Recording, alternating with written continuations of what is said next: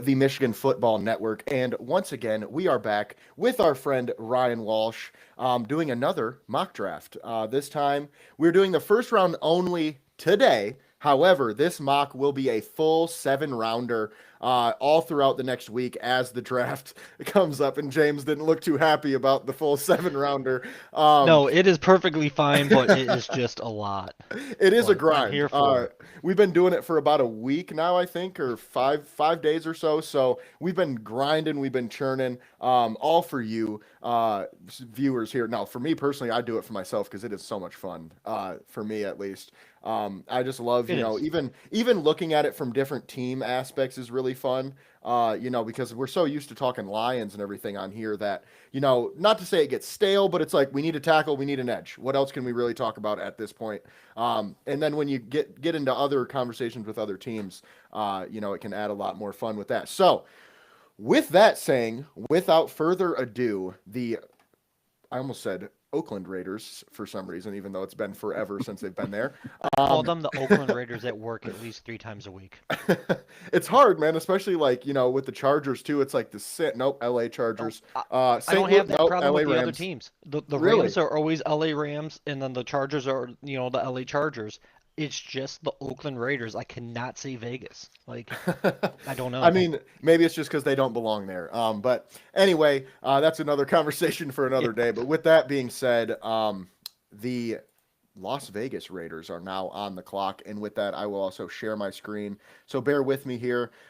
Viewers at home viewing live, we may have a little bit of a short glitch for a second because my computer likes to have problems. So there we go. All right. Ryan, you are on the clock with the Las Vegas Raiders. Well, at least you guys aren't old enough to remember when they were in Los Angeles, because I could go back to Los Angeles Raiders too. I remember all three iterations, so that dates me here. You But got me on that one. yeah, I know. Well, yeah, I knew that was coming. I decided to take a shot at myself right at the beginning. I can't make the same joke that I did, because I made the same joke with Vegas. So as far as taking the whole 10 minutes, but I've got a new joke, because we got to go. There's not a lot of anticipation here. I'd love to zig, where other people are zagging and all of that kind of stuff, and try to start it off with a bang. But it would be insane if they did anything other than Fernando. So cue the ABBA. That'll be my new joke for this podcast. That will be a reference that nobody under the age of like 40 will understand. But ABBA had a famous song called Fernando. So Fernando Mm-hmm. Mendoza, he'll kick it off, and yeah, it really. I don't know that there's been this clear of a number one pick for a while, because they need a quarterback. There's not really any other competing quarterbacks. It was like anybody else that could have even been in the conversation dropped off somewhere along the way. There's a big gap between QBs 1 and 2, so it's Fernando all the way here. Yeah, but what big Yeah, and games has he honestly, played in? Would you say? right, right. What big games? I don't know. Maybe all Sorry, of go them. for it. Sorry, sorry. Maybe all of the biggest games possible. No, but honestly, your point there, you make a good point about when was the last time we had a number one pick this obvious. The one I can think back to is Joe Burrow. That was the last time I feel like the number one pick for months was just like, yeah, this is obvious. We know where this is going. There's no way they trade out because he's just that good. So Fernando Mendoza going to the Raiders at number one is set in stone, and I feel like mock drafts really start at number two. With that said, so number two, the New York Jets are on the clock. And with that, we are going to take Arvell Reese, the edge from Ohio State. Not too many, differences here so far from what we have seen from us and from a lot of other places as well, in terms of that selection. But I do think that is just the obvious one for the Jets at this point. I know there's a lot of people who like David Bailey. There's a lot of people who like Ruben Bain, and I love Ruben Bain. He's my number one edge in this class. However, Arvell Reese adds that versatility that those two guys just can't. And for that reason, I go Arvell Reese number two to the Jets and give Aaron Glenn a Swiss Army knife that has very high ceiling at both. Nope. Oh no. It's you and I again, James. Did we Well, lose well, him again? well. Yeah. Very Well, familiar territory here. this gives me an opportunity to compliment your shirt because I was seeing that when we opened. I really like that shirt. I haven't seen that Yes, shirt thank before. you. Although it's already outdated now because Raymond's gone. But That's true, but I still like and Raymond. I know. Montgomery. So Yeah, I know Raymond's gone, but I do like Raymond. He served a good absolutely tenure great with return with man and wide Detroit. receiver Yeah, 3 or 4. He served his purpose. He was never like a attitude guy because you know how sometimes receivers can be divas, and I can oh say that I yeah. used to be a receiver. And yeah, never happened to us. No, T.O. Moss, etc., etc.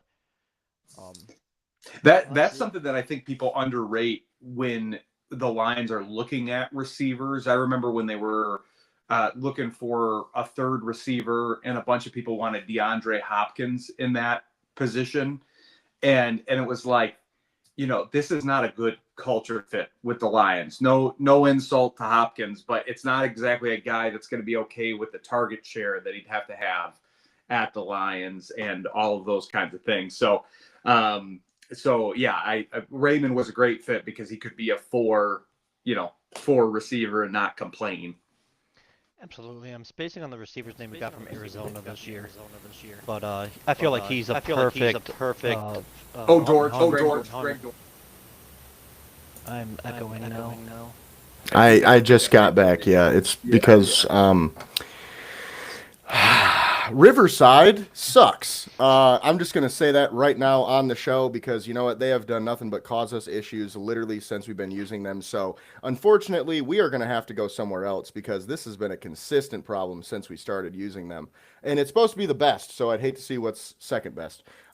With that said, though, I know I just got kicked out at a very inopportune time, as it seems to be the usual lately. With that, though, Annoying, isn't it?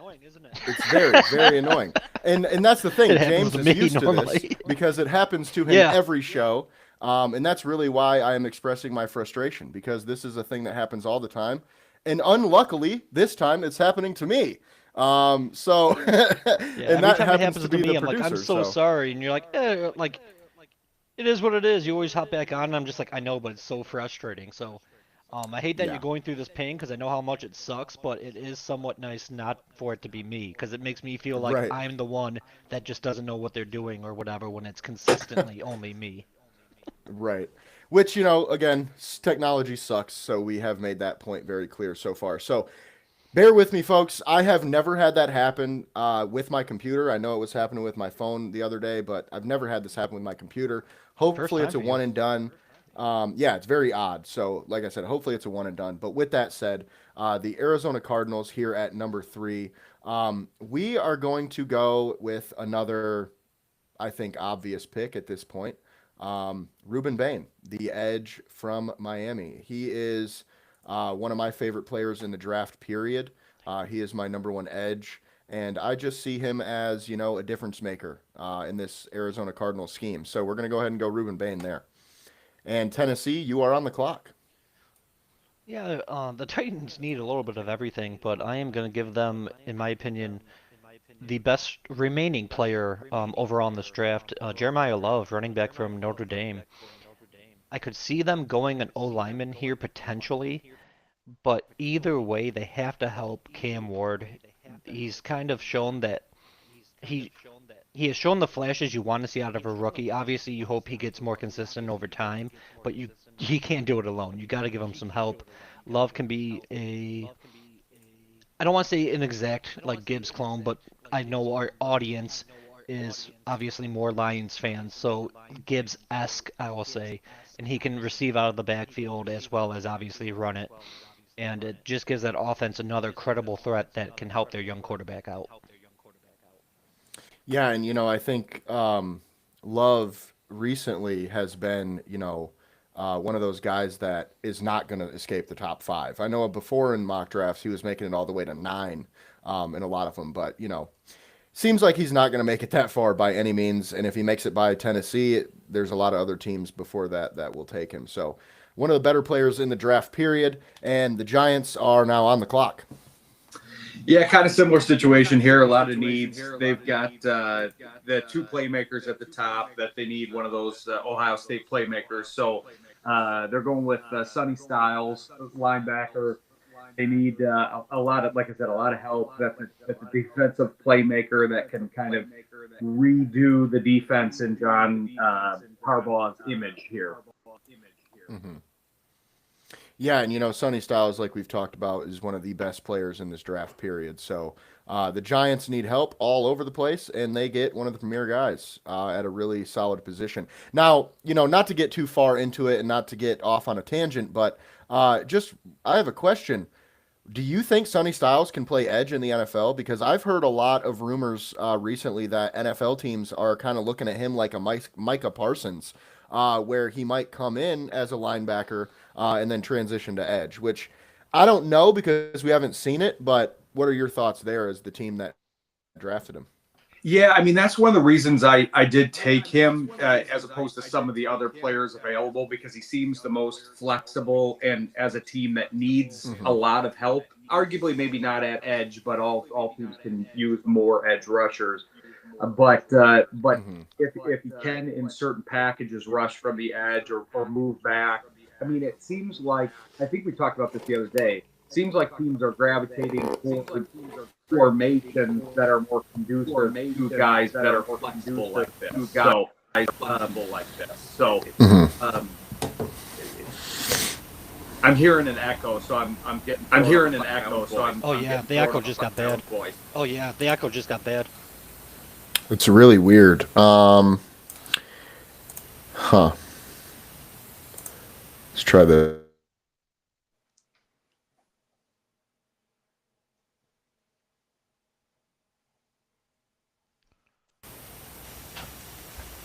I just got to mute myself, I think, because I can't turn echo cancellation on when we're on the show. So I'll just have to mute myself whenever you guys talk, I guess. Okay.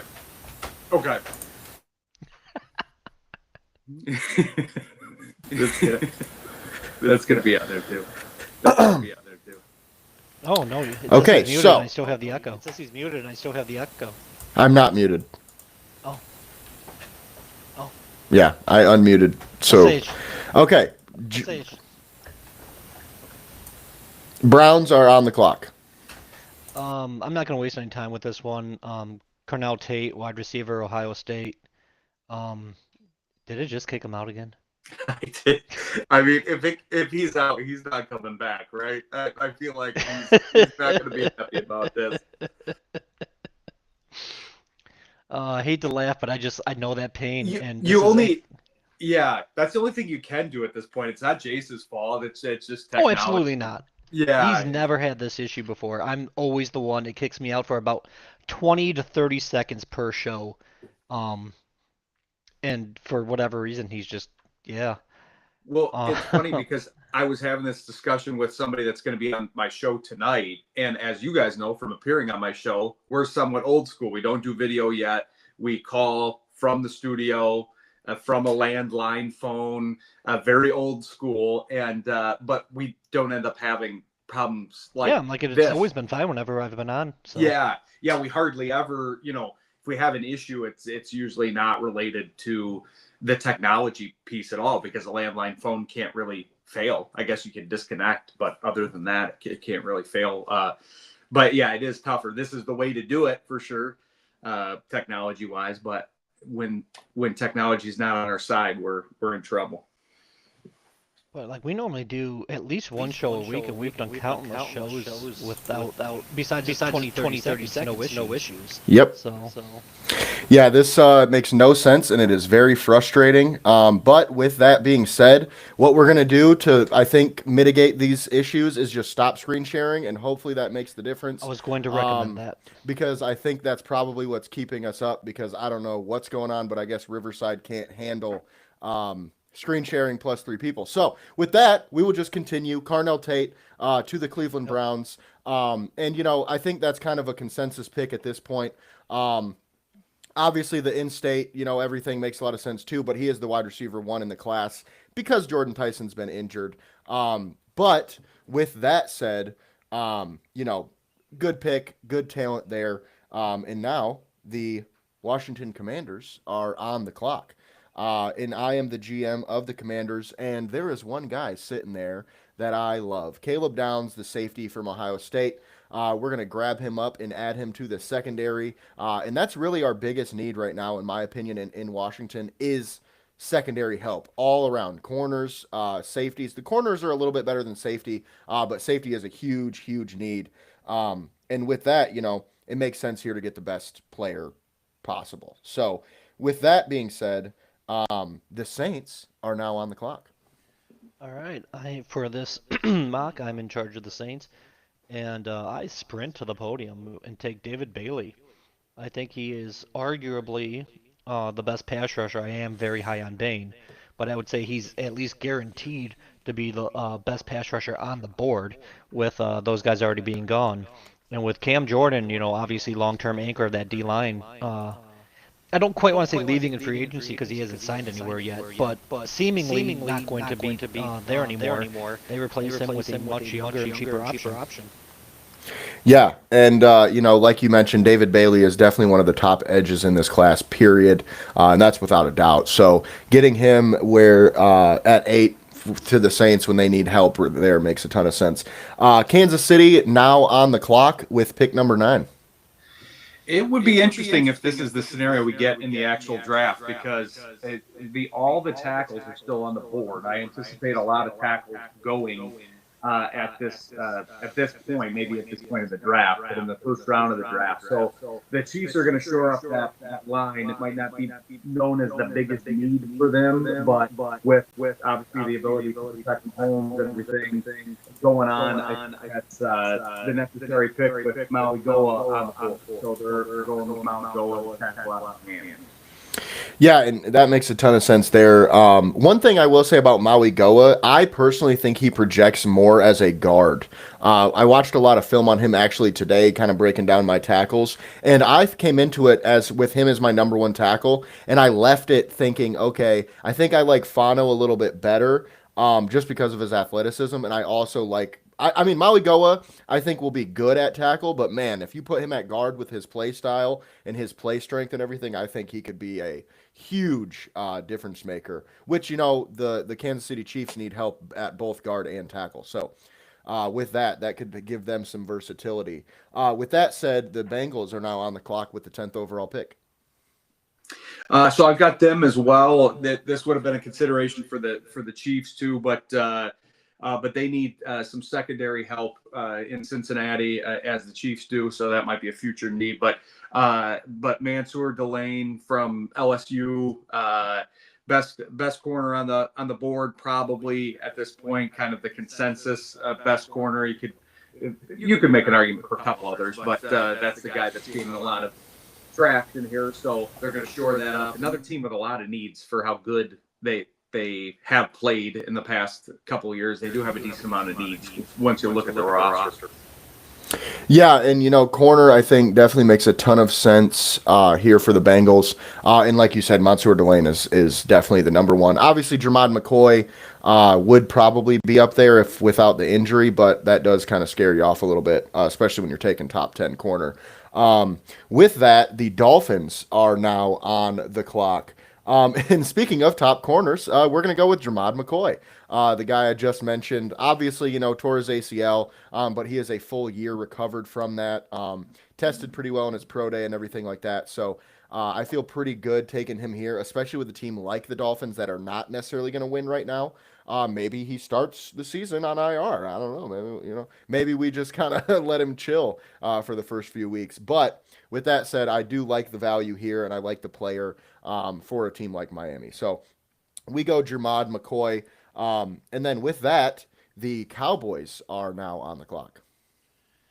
All right, the Cowboys want to replace Michael Parsons, who we mentioned earlier in this mock, so we will go with Keldrick Falk. He is one of the youngest players in this draft. I feel like he has some of the most upside, and while he needs to get a little bit better at the pass rush, which is an interesting thing to take him this high when pass rush is obviously what normally sells you on a player. He has decent to I'll even say good, maybe average above average pass rush, but he is phenomenal against the run. and he'll get lots of tackles for losses. He'll has good gap integrity and won't lose the edge. And I feel like his ceiling is extremely high. So with Dallas, I will take Keldrick Falk here. Yeah, and we've talked about him a lot on this show. He is one of my favorite edges in this class personally, and I think he makes a ton of sense for Dallas, especially considering they really focused on stopping the run. Excuse me, with a few of their newest additions. They traded for Kenny Clark. They traded for Quinnen Williams. They traded for Rashawn Gary as well, and now adding Falk to that defensive line. Especially like you mentioned, he's only 20 years old, 6'6", 285. And I feel like a lot of people underrate his athleticism. Like, he is the type of guy that everybody's like, oh, he's not twitchy, he's not juicy. If you watch that film, he's got some twitch, he's got some get off. Like, he's not a guy that you're thinking, oh, we're gonna have to make him put on 10 pounds and move him inside. I have heard that a little bit, but I don't see that. So I really like that pick from Dallas. And like you said, they're looking to replace Micah Parsons, and obviously not necessarily the style of Micah Parsons, but replacing that kind of the edge player in Yeah, general. there's not a Michael Parsons in this draft, in my opinion. So No. The closest thing is Arvell Reese, and he's still probably not quite what Micah was as a prospect. In which I will say, Micah wasn't like a can't miss prospect himself either. So, with that though, the Rams are on the clock, and we are going to take my favorite offensive lineman in the draft, Spencer Fano, the offensive lineman from Utah. The reason we go with Fano is because I like him at tackle, and I like him at guard, and I also like him at center. And I feel like the Rams, they could use a right tackle, they could use a guard, and they could use a center. So wherever he kind of fits in with this Rams offensive line, I think he'll be fine. And like I said, his movement skills, his zone blocking, and everything like that fits perfectly into this Rams offensive scheme. And that's exactly what you want, out of a guy like Fano, who is still, a little raw and he has a lot of work to do. But man, those athletic traits are hard to find in an offensive lineman. So we go ahead and go Spencer Fano at 13 with the Rams. And now we have Baltimore on the clock with the 14th overall pick. with Baltimore's 14th pick, they will get Vega Ione, my favorite lineman, offense or defensive, in this entire draft. I feel like he is, and I don't want to say fallen because I'm not going to act like 14's a low, but I feel like if he was a tackle instead of a guard, I feel like he would be a top five pick. He has literally everything you need, and I can talk about him for a long time. And even though this is just a mock, I'm bummed the Lions don't get him, so that's all I'm going to say with him. Yeah, and he's definitely one of those players we've talked about a ton in this draft process, and it's pretty much he always goes to the Ravens. There's really no way, in anybody's opinion, I think that he makes it past them at 14. And kind of bringing it back to Maui Goa, like Maui Goa as a guard, I think is neck and neck with Luane, and that's kind of I think the reason why I think I like him more there. But I love Luane, and he is a great player, and the Ravens need a right guard. So, with that said, the Tampa Bay Buccaneers are on the clock with the 15th pick. Yeah, there was a lot of directions to go here. I think there's kind of like Mendoza. We were talking about a big deficit between the first quarterback and the second quarterback. This is another position that's kind of like that. So to me, big position of need. Baker gets another weapon. So they're going Kenyon Sadiq out of Oregon. Big deficit. I think there's a depth in the tight end class as a whole, but if you're going 1 to 2, there's no real consensus number 2 tight end, and you're talking a day 2 pick. This is the one premier, number 1 first round tight end prospect. Yeah, and I mean, with the Bucks losing Mike Evans, I mean, it's not crazy to say that you're going to put Sadiq on the field as a slot receiver at times with Cade Otton. So I know a lot of people might say, wow, why would you take a tight end? You got Cade Otton. Well, they're completely different players. Cade is a true tight end, where Kenyon Sadiq's more of like a Travis Kelce slot receiver type, which I think, kind of fits perfectly with what they have with Egbuka and Godwin. And call me crazy, I think Sadiq could be able to play some X receiver for him. He can kind of move around there. So really like that pick from them. And like you said, give Baker another weapon. The Jets are now on the clock again. Luckily for them, they have multiple first round picks this year. Um, and we're going to go ahead and go with Makai Lemon, the wide receiver from USC. I really like his fit here with Garrett Wilson on the outside. I like Lemon on the inside. The Jets are probably going to draft a quarterback high next year, so he comes in with Makai Lemon and Garrett Wilson as his two wide receivers. And who knows what they'll do in the draft next year with that, too, because there's another deep class coming up. But for this value and for a position of need, I really like it. So I go with Makai Lemon. And then oh, I'm back on the clock yet again with the Detroit Lions, the team of the hour, the team of the day, the team of the year. Not this year, though, unfortunately. With that being said, this might shock some people here, okay? Because I know some people are expecting me to say one name, and it's probably not the one I'm going to say. So the Lions take Blake Miller, the tackle from Clemson, okay? And the reason why I take Miller over Proctor, I take Miller over Lomu, and I take Miller over Freeling is simply because I think he's better. I think right now he is a better player than those guys are today. Do they have higher ceilings? Sure, that is a possibility. But I still like his ceiling. You know, 4 year starter. He's only 23 years old. Very, very consistent and very durable. And I don't know if that sounds like a Detroit Lion to you, but it does to me. It's something, you know, we've dealt with a lot with injuries and things like that. This guy hasn't missed a start. So love the player, and I also love his durability, and I also think he's going to fit really, really well here. I thought about going, you know, Proctor or one of those other guys, but the floor of Blake Miller, I think, brings him up above those guys for the Lions, for me at least. So. Yeah, I like I like Blake Miller more than I would say the average person. Um, I feel like with the board, the way it fell, if you want, because let me rephrase. You see him as a right tackle, correct? So move Panay over. Okay, that's what I assume. There are other tackles I might prefer over Miller if we're gonna keep Sewell on the right side. But I know it's already been mentioned several times that they want to move him over. Therefore, getting a true right tackle, I believe he has 54 college starts, as you mentioned, tons of experience, never missed a game. Um, I like the pick a lot with how they want to rearrange the line. Yeah, and I personally I think Penei Sewell was drafted to play left tackle, and I think we just had a left tackle already. So I think the plan was always move Sewell over once Decker's gone because that's the position he played his whole life. It just so happened that he's good enough as an athlete to move to right and still be an all pro. So if anything, I think he'll be better on the left. You know, I know a lot of people are like, oh, he might take a step back or whatever. I don't see that happening. It's not like he's a guard you're moving to tackle or you know something like that. So I think I took Miller also because he plays right in that way. So you know I know there's going to be a lot of different opinions on this and everything like that, but I would say Detroit Lions fans get used to the names Blake Miller and Caden Proctor because those are the two guys that we're going to draft at 17, in my opinion. And I don't think that's crazy. I feel like Proctor makes a lot of sense upside wise. And watching his film today, man, I was pretty surprised. Like, yeah, he's raw, but when he makes those plays, when he does what he's supposed to do, there was not another O lineman in this draft that can move people like him. So I'll think take your about it word that for it. way. I'm just not high on the guy, but you're an O-line coach, so you know way more about that stuff than I do. But Yeah, and I mean, I haven't done my complete deep dive. I only watched one game today, but it was against oh my gosh, I Chattanooga can't State. remember.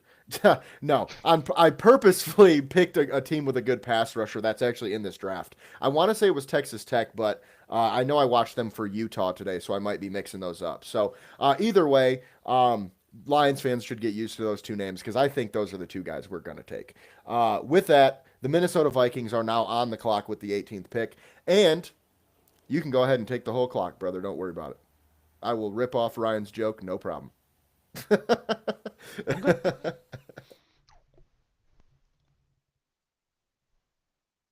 Okay, that's enough of that. With pick 18, it's another one. It reminds me very reminiscent of Cornell Tate to the Browns. It's been on 99% of mock drafts. Dylan Theineman, safety from Oregon. They lost Harrison Smith in free agency, and he's a hell of a safety. I mean, there's not really much to it. You can do everything you ask for, and I am slightly annoyed with the Lions having the injuries in their secondary like that we will have to face someone along his lines because once they got rid of Harrison Smith slash he kind of aged out. Um, I was looking forward to not facing the Vikings with a great safety, but here they are just replacing them. Yeah, and I'm a big fan of Thieneman. I feel like he is one of those guys that a lot of people underrate for whatever reason. It's hilarious. It was like, oh, his athleticism. I just don't see it on film. And then he ran like a 4.3. And it's like, all right, Oh, he's guys, I think sneaky. we can. Yeah, he's sneaky athlete, high IQ, good locker room player. Uh, you know, uh, but with that, I love him as a like middle of the field free safety, and I feel like that's exactly what the Vikings need. So love that pick there. Dallas, or I'm sorry, I almost jumped you, Carolina. Whoopsie daisy. Carolina, you are now on the clock with the 19th overall pick. Somehow I don't blame you for jumping over Carolina. That's not really. I mean, Dallas would take more of the market share, I suppose. But yeah, I wanted to make a couple comments on the last two picks. Yeah, Thieneman. I think I made this comparison the last time, but he does kind of remind me of Jack Campbell at the safety position. That he had a better performance at the combine than people expected, and therefore will kind of make him rise up the draft boards, I think. But yeah, I'm with you on Miller. I felt alone on an island. It was me and Eric Schlitt were the ones that were kind of really banging the drum hard. I've been on the Miller thing Love Eric. for months on my show, and I had Eric on. We talked about Miller basically the whole time, and so now I think the tide is turning because the difference between him and Proctor is interesting. I can see the appeal with Proctor, but Miller seems much more like a Lions type player to me. It's whether they want to go with that upside potential and say, hey, we can teach them, or they get the consistent starter that's started 54 games or whatever you said. But just wanted to add that in. But yeah, for the Panthers, they need playmakers here. Sadiq probably would have been in play if he was still on the board.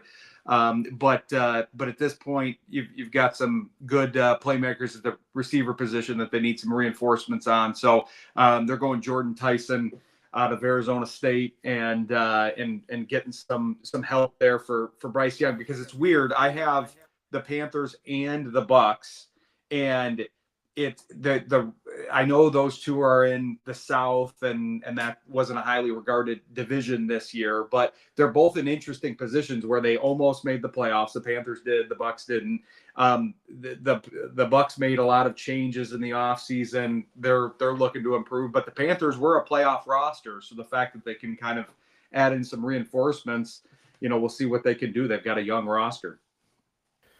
Yeah, and it's kind of funny you went wide receiver here because I don't know if you guys saw this or not, but recently the Panthers GM came out and said, is there a law against taking wide receivers back to back to back drafts in the first round? So I don't think it's crazy at all. I know a lot of people might rule that out, but a talent like Tyson falling, obviously there's some injury concerns, but Leggett has not been what he was drafted to be in terms of production and talent and things. So giving Bryce Young another really, really good wide receiver makes a ton of sense there. And with that, before Dallas hits the clock, we have breaking news here on the podcast. We have our first trade. And this is the biggest trade of the entire mock, so don't get yourself too excited thinking that A.J. Brown and Max Crosby and Myles Garrett are going to get traded too, because pretty sure that's not going to happen.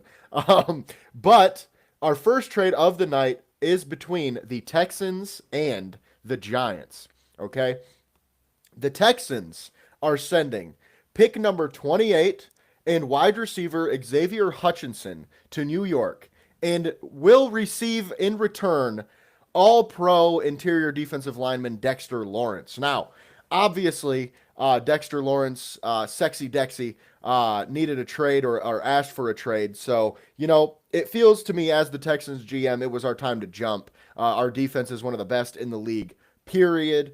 And getting another insanely good defensive lineman wouldn't hurt that. So not too much to give up with pick 28, considering we were likely going to take a defensive lineman there anyway. And I'll take the 28-year-old, who might be a little expensive, but after this season, our cap really opens up. So I think we can keep him for the long haul. And honestly, if you ask me, I think this makes the Texans defense one of the most feared, at least, defensive lines that I've seen in a long, long time. And with that, Ryan was the GM of the Giants. If you have any comments or. Yeah, I'm big on kind of aligning timelines. I don't think teams necessarily lean into the timelines like they should. Sometimes when you got a young team, you got to lean into the rebuild. And I think that's what the Giants are doing. I think it's great on the Houston side. I think it makes sense for both sides. But a 28-year-old defensive lineman that's fairly expensive, that where the Giants are probably a couple years away, even with Harbaugh and some of the young guys coming back, to me it makes sense. They're obviously going to look to get defensive tackles in this draft. There's some depth there at that position. So although you're not probably getting a 1-for-1 exchange, where at 28 you're probably not getting a defensive tackle quite as good as Lawrence, but basically you're looking at it where, can we have a defensive tackle that's as good as Lawrence in 2 years, when we actually need him to be good and when the timeline is actually aligning with what the Giants are doing. Plus, a depth receiver that I've always liked, Xavier Hutchinson, is kind of low on the depth charts in Houston, and might not be as low in the depth charts in New York, because their depth charts aren't quite as filled in general, but at the receiver position. So yeah, I think it's a good match for both teams. And a team like the Giants, he's asked for a trade, so you got to imagine what the value can be too. That's the other issue with this, is a first rounder. Yeah, it's in the back half of the first round, but I don't know what else they're going to be able to get at that point. Yeah, and I totally agree there. As the Giants GM, it makes a ton of sense, like you said, to line up the timeline a little better, because by the time the Giants are ready to win, he's going to be 30, 31, and past that prime of when you can really get that first-round value for trading him. And then, like you said, I think filling out the Giants' defensive line with some rookies would make a lot of sense. So give them a little bit more young talent and get that money off the books. And think about it. I mean, even if they don't ever turn into Dexter Lawrence, you just saved yourself like $20 million a year over the next few seasons. So either way, it makes a lot of sense from a business standpoint too. So with that, the Dallas Cowboys are now on the clock with the 20th overall pick. Yeah, real quick, I wanted to touch on the trade, and I think it is scary to add Dexter Lawrence into Houston's D line with Hunter and company there. And then from the Giants aspect, not only as you mentioned, do they get a first round pick, albeit late, but whatever, it's still a first round pick for a guy asking to be traded. But you also get a pretty solid depth receiver, as you mentioned. But the savings, I'm glad you touched on it, because in my opinion, the best thing they get is the savings, because they do have Abdul Carter, and they do have those high-end pass rushers like Burns that are getting big money slash set up to get big money in the future. So that 20 million can go a long way with not only adding for more filling holes and whatnot, but also just maintaining their young talent that they already have there. And then with the 20th pick, I have Dallas selecting Monroe Freeling. He's left tackle from Georgia. In my opinion, he's the best left tackle in this draft. I know we already had guys like Fano and Maui Goa and Miller go, but those guys are right tackles. I feel like Freeling is the best left tackle in this draft. So between Dallas's two picks, I gave them Keldrick Falk and Monroe Freeling to really help out the trenches on both ends of their form. Yeah, and like you said, Monroe Freeling plays mostly left tackle. However, I don't think it would be crazy to move him over to right, or vice versa. You also have Tyler Guyton there playing left tackle, and maybe him moving to right would help his, future as a player, because he's kind of an up and down. With that, though, the Steelers are now on the clock with the 21st pick, and we're not going to stray very far from what you just did. We're going to take Caleb Lomu, the left tackle from Utah. Now, I don't disagree that Freeling is the best, left tackle in the draft necessarily, but I think Lomu has a higher ceiling. However, I do not think he's going to be as good from day one just because he's pretty raw. He's young. And, Pittsburgh, we have a starter at left tackle right now that we feel okay about. Now, would I prefer an upgrade? Yeah, and this is why I'm making this pick. But point being, we don't have to start him week one if we don't want to, if we don't feel like he's ready. So I like the pick of Caleb Lomu to Pittsburgh.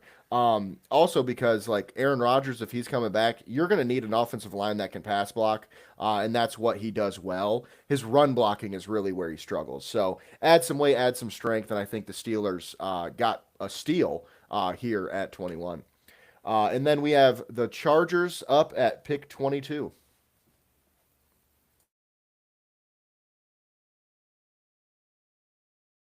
Sorry, I forgot to unmute myself. At, at pick 22, I have the Chargers taking T.J. Parker, defensive end from Clemson. We've talked about him a lot on the podcast. We both like him a lot, and with them losing Bosa, they could use another pass rusher. So I know they retained Khalil Mack, and I know he's not what he used to be, but I do like a defensive end combination of T.J. Parker and Khalil Mack, especially since Mack is I would say more of a mentor role as well. He has taken people under his wing before, and I feel like this would be a perfect pick for the Chargers in this spot.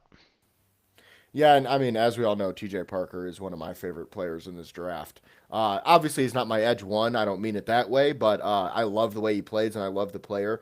And Latu is a damn good edge rusher too, and now you got two really good young players um, that I feel like um, one is more of a finesse guy who can rush the passer, and the other one's more of a run stopper who uses power. So I love the tandem that you got there. Now the Eagles are on the clock with the 23rd overall pick.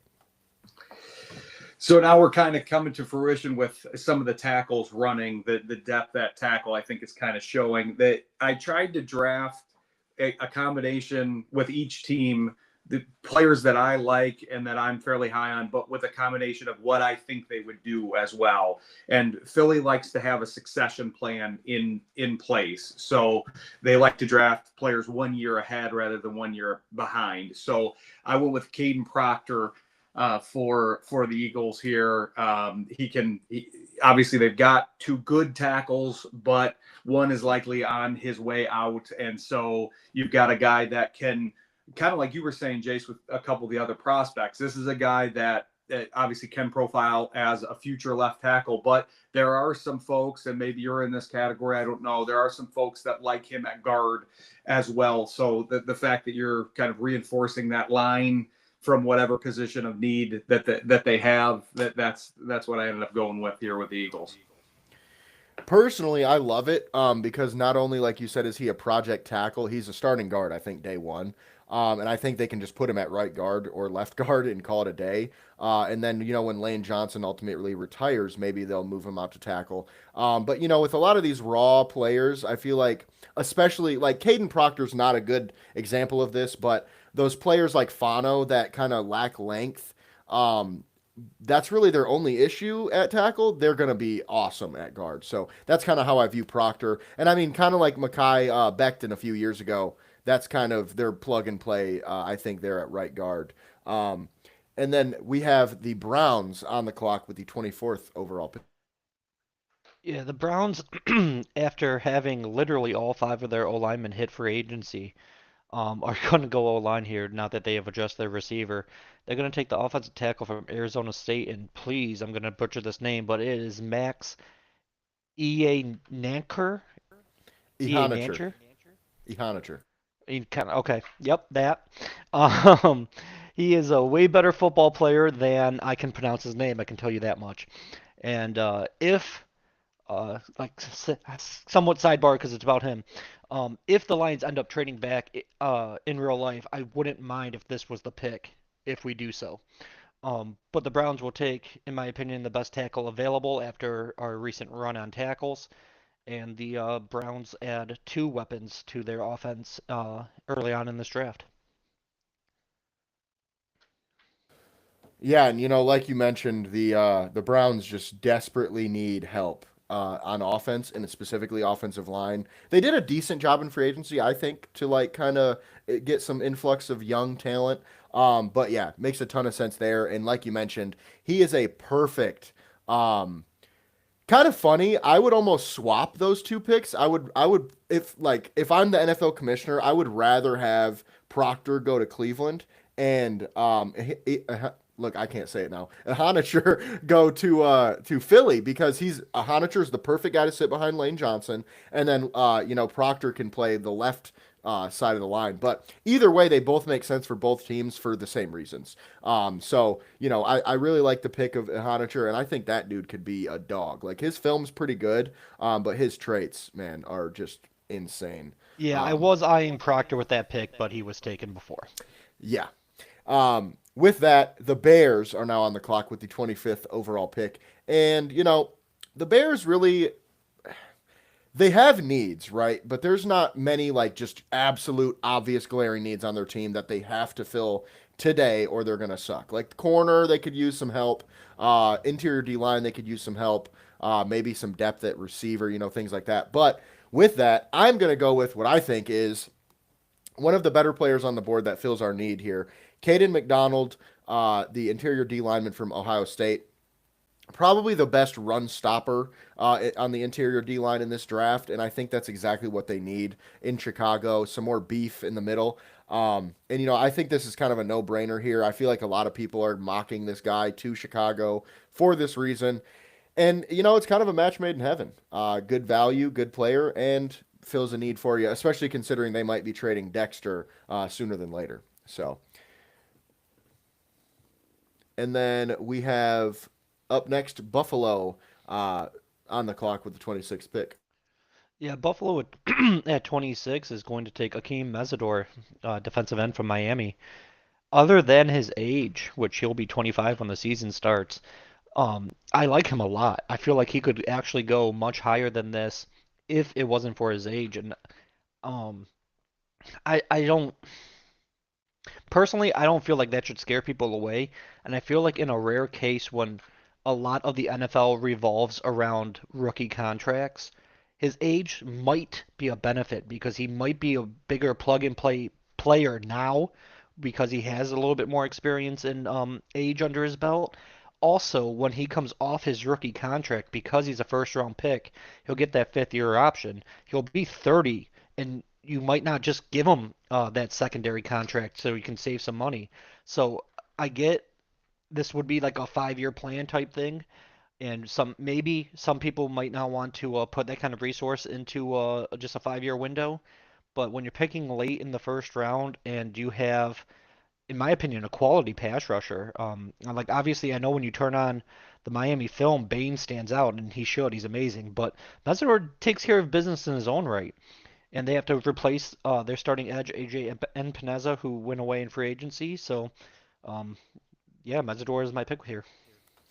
Yeah, and I love this pick, and I think for a team like the Bills specifically, you could also say a team like the Lions, the Chiefs, really any of those win now teams. I don't think his age should matter as much, because think about it, like you said, if you get a guy who plug and play day one starter, pretty good player at what 26th overall, I think you're pretty happy with that, regardless of if he's 23 or if he's 24 or 25. And also a thing that a lot of people probably aren't aware of with Messidor is he actually started as an interior D lineman and then shedded weight to get to play edge. So he offers some versatility there. And his play style, I think, is great for Buffalo. So good pick there. And then at 28, we have the Giants up with their second pick after trading Dexter Lawrence away.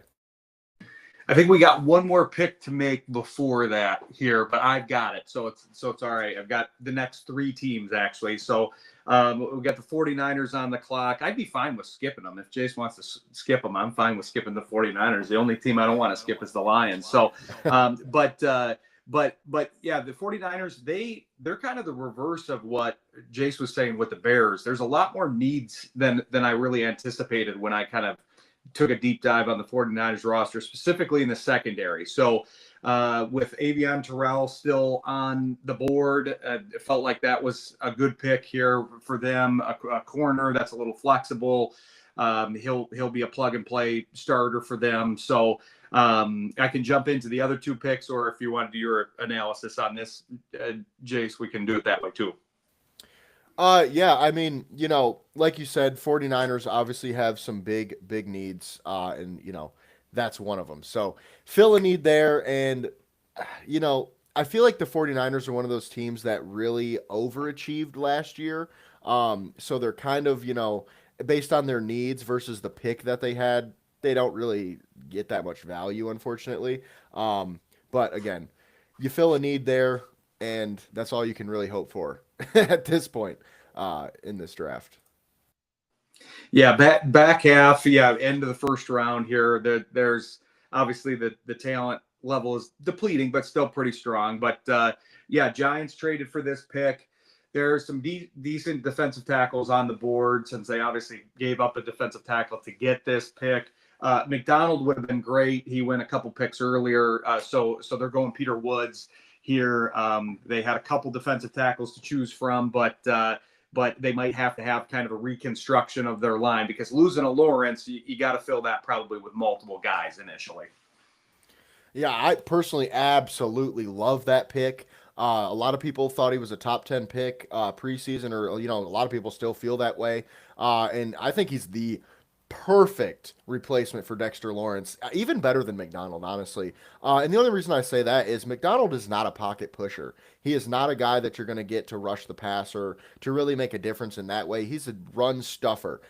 Peter Woods, however, offers some of that upside. And I also think he plays very similar style and role that Dexter Lawrence played. So I absolutely love the plug and play there. And then 29, we have the Kansas City Chiefs. Another team with kind of a sneaky amount of needs for a team that obviously has been, one of the dynasties here lately. But I've always thought that the Chiefs have had kind of a dearth of receivers under Mahomes' reign. He's just made the most of whatever he's had there. So this might be a little homerific of me because there's some good receivers left, but it's the guy I saw the most. I'm going with Omar Cooper. I also think he's a very good fit with Mahomes. I know you're very surprised by that, James, with me being a Hoosier, but no, I think he's a good fit specifically with Mahomes because he's a pretty precise route runner. He's got good body control. I think he's going to be in the right place at the right time. Not necessarily a burner, but with Mahomes' precision passing, I think his precision from the receiver end will be an element that they haven't really had there in a while. Yeah, and I love this regardless if Rashee Rice is going to stay around or not. Simply because the way that Omar Cooper plays, I think plays great for the Kansas City offense. And personally, I see Omar Cooper as one of the best, rack yak guys in this draft.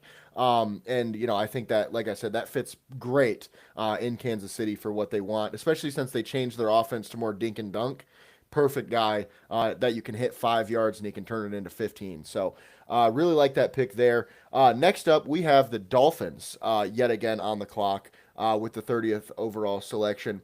And here, we're going to keep the wide receiver run going. I'm going to go Denzel Boston, wide receiver from Washington. One of my personal favorite players in this draft. I know he's a very polarizing prospect for some reason. I don't get it. He's 6'4", 220, 210, closer to the 210 range, but can run, can catch. He's got good routes, really good hands. I just don't understand why everybody's so low on him. And I think the Miami Dolphins are running to the podium to get their new wide receiver one with the 30th overall pick. So I think we are definitely very happy with that selection.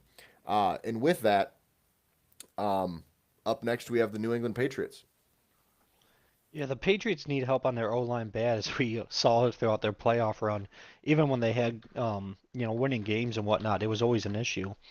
And I'm gonna have them filling with once again another plug and play, in my opinion, star, much like Vega, Emmanuel Pregnon from Oregon.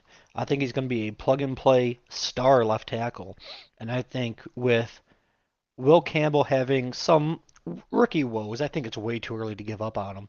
giving him some help written alongside him on that line will do him a world of wonders. They will feed off each other as they grow together, and Drake May can do a lot better when he's standing on his feet than when he's on his back.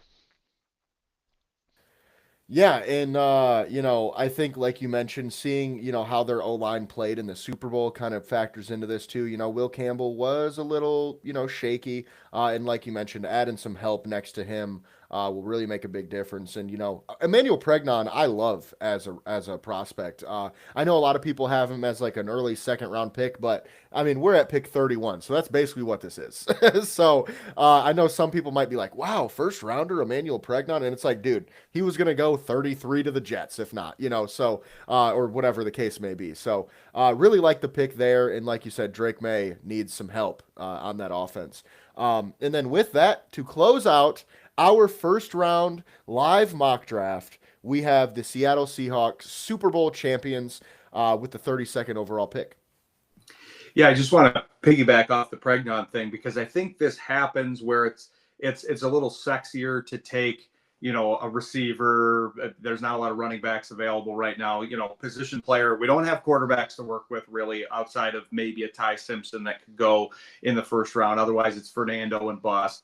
It's Love and bust at running back, and then you've got a few receivers in the mix. But there's going to be a lot of O-linemen in the mix. I mean, Jace, you're an O-line guy. That happens every year where they go higher than people expect because it's not it's not a highly anticipated pick, but it's something that solidifies your team for a long time. So Seattle. That being said, Seattle's pretty good on their offensive line. So they've got a couple big needs from the fact that they've had some losses here. Obviously, safety and running back, kind of the two big needs because they had two losses here in the offseason.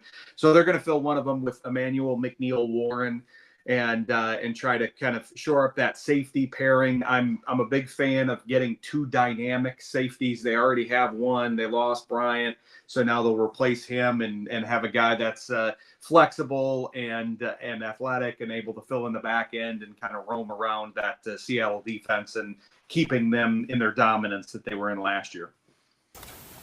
Yeah, and before I talk about the pick, to kind of piggyback on what you were saying with O-line, personally, the center is like the second most valuable player on an offense to the quarterback, in my opinion. Do they get paid that way or drafted that way? No. But I think most O-line coaches would agree, like, yeah, you need athletic tackles so that they don't get killed off the edge. But if you don't have a good center, the tackles aren't going to know who to block, so it's not going to matter at the end of the day. So I really love the value that offensive line can bring in a draft because, like you mentioned, those guys, a tackle might go a little higher than you'd think, but a guard or an interior guy probably is going to go a little later. And then, with the pick, I love this pick. McNeill-Warren is one of those guys that has been talked about at 18 to the Vikings, which, going back, pre-combine, he was like a mid-second round pick. So he kind of flew up draft boards. But I love the value and the fit here. And like you said, kind of keep Seattle's defense where they should be. So like that pick a lot. James, you got anything to add there before we move on? I was just going to add when you're talking about how important a center is to an offense. I'll be like, well, I don't know if the Lions offense really skipped a beat once Ragnow left, So, tongue in cheek for anyone that doesn't know. They looked quite a bit different without Ragnow. So, yes, the center, and as I mentioned, I drafted Vega to Baltimore. I drafted Pregnon, so I took the two like major guards. Um, and it kind of as Ryan said, and I tell my coworkers this all the time, is I feel like the O linemen, especially the interior O linemen, aren't the sexy pick. They're not going to be the jerseys you normally see in the stands. They're not going to be the faces on the tickets, although most of those are digital now, anyways. But you get the reference point. But they are absolutely pivotal. Jason and I mentioned all the time on the podcast, interior pressure is the worst kind of pressure if you're an offense, and it's important to have those positions.